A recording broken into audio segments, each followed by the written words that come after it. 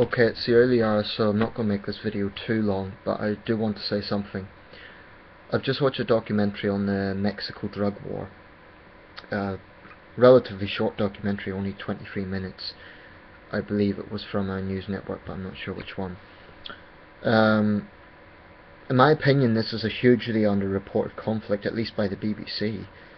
I'm not sure about American networks, maybe they cover it more because it's closer to them, but the BBC should really be covering this one a lot more. Basically,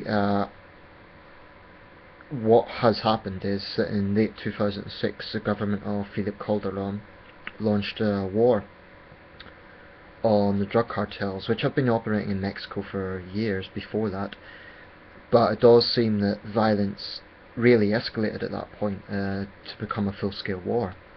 To put this in context, as many as 106,000 people have died since then. That's in a period of less than a decade, 106,000 people.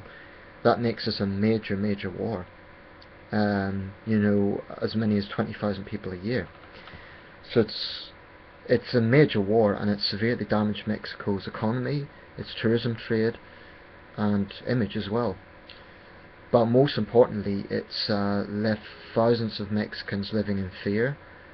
And really, I think, from my perspective as an outsider, not knowing what side to sort of take, or they found themselves in this crossfire between the war between the government and the cartels. Now, what someone said in this documentary was that it felt like the Wild West, the sort of approach the government has taken.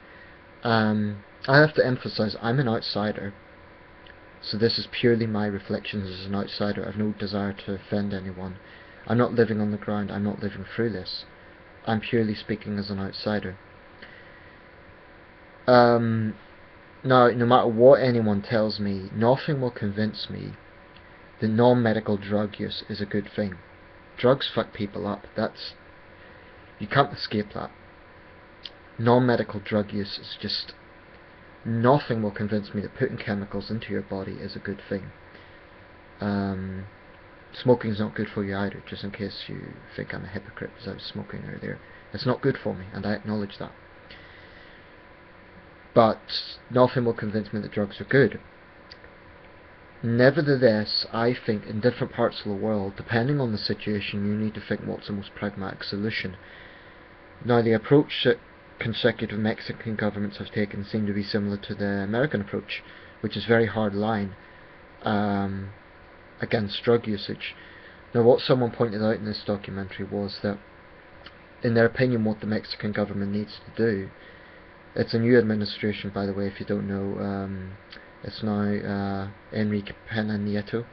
He's, I believe, the youngest president in Mexican history.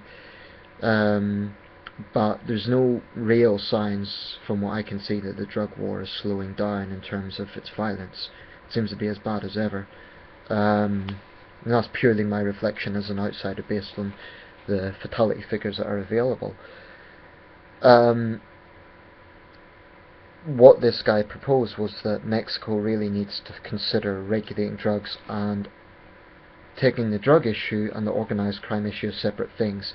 Of course the drug cartels use drugs, well, that's stating the obvious, but he is suggesting that drug users should not be branded in the same way as the cartels.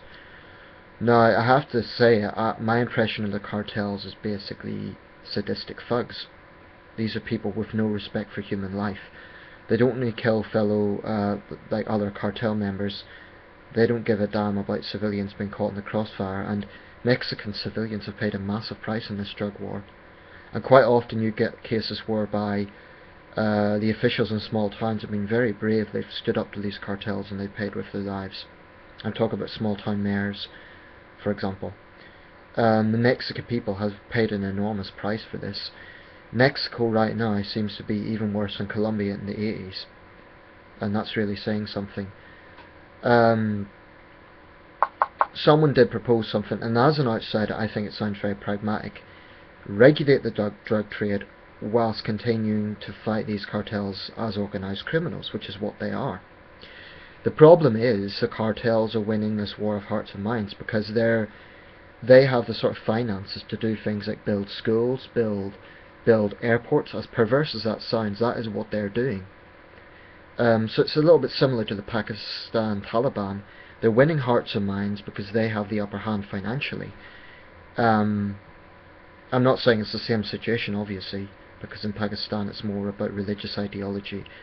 In Mexico it's about drugs, but they are winning hearts and minds, and that's a very big problem because it means they're going to have the power, they're going to have the support.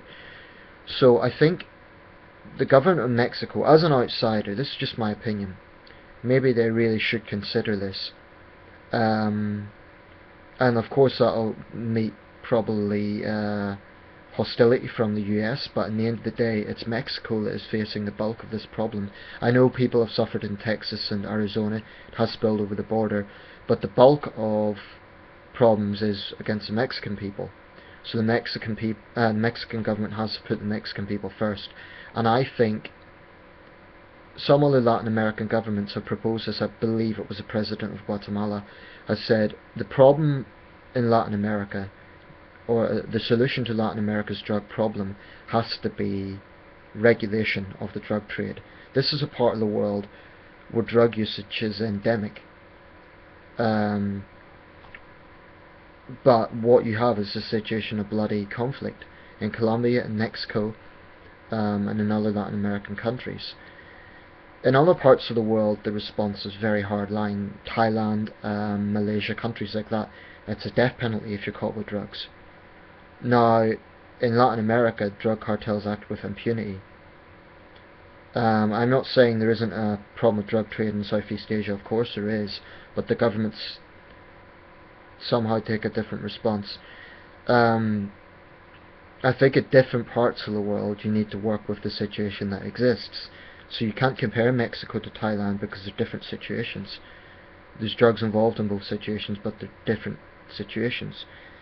I believe drugs are evil. I believe they destroy lives and they do lead to crime, but not every drug user is a criminal.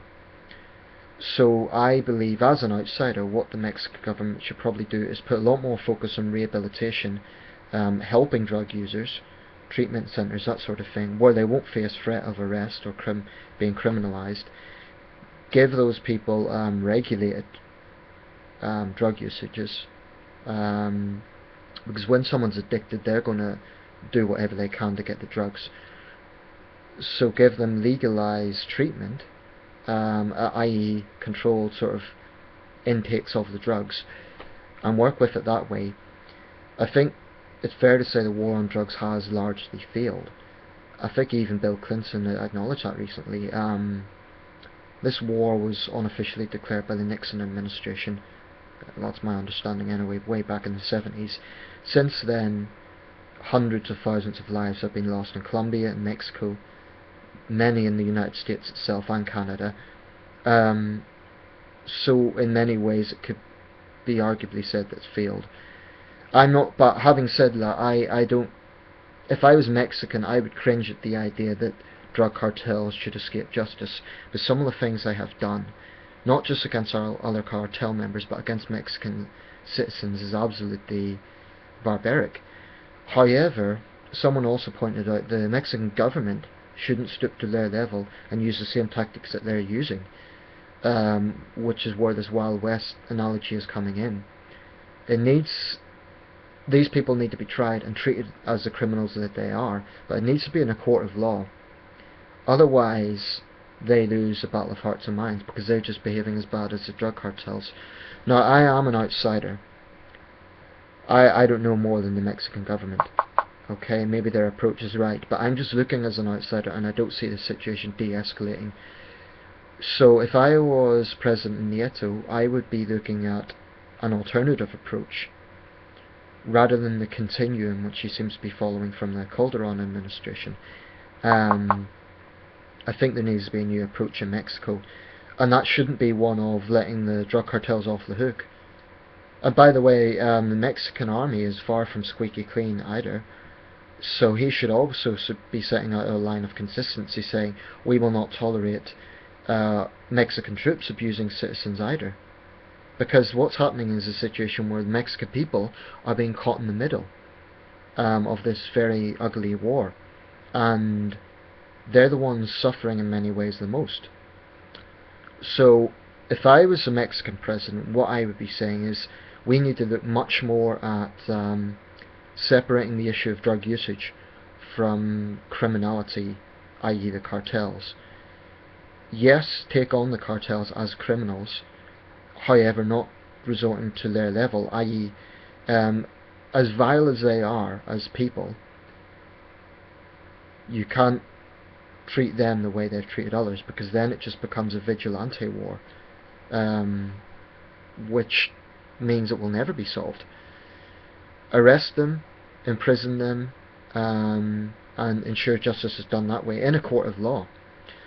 And I appreciate, maybe I'm simplifying a very complicated situation, but I'm solely looking as an outsider here, because I hate to see what's happening in Mexico.